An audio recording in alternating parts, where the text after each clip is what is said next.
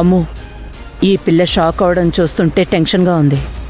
ఇక సత్య మంజుల విషయం చెప్తే ఇంకెలా ఉంటుందో. ఎలాగో అలా మేనేజ్ చేయాలి. అసలే తనకి ఆరోగ్యం కూడా బాగోలేదు. ఏం జరిగింది అత్తయ్య? మంజు మనమ్మాయేనమ్మా. తనకి పెళ్ళయింది కదా, తన గురించి చెప్తున్నాను. చాలా రోజుల నుంచి ఈ ఇంట్లోనే ఉంటూ తన భర్త కోసం బాధపడుతూ ఉంది కదా, అది చూసి సత్య కూడా బాధపడుతున్నాడు అంటున్నాను.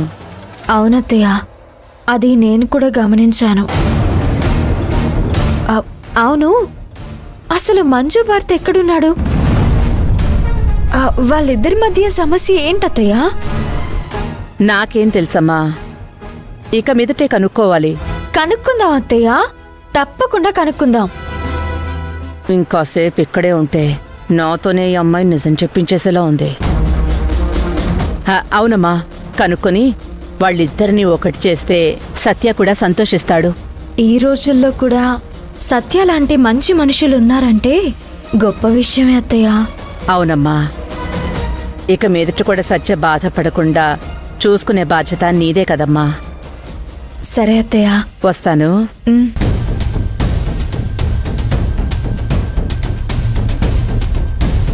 కన్న కొడుకుని జాగ్రత్తగా చూసుకో అంటూ కోడలికప్పగించిన మంచి అత్తయ్యే మా అత్తయ్య.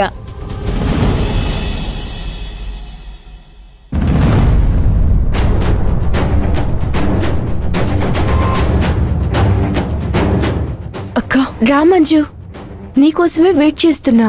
సారీ అక్క, నిన్ను వెయిట్ చేయించాను. అయ్యో అదేం లేదు మంజు, నేను కూడా ఇప్పుడే వచ్చాను. అక్క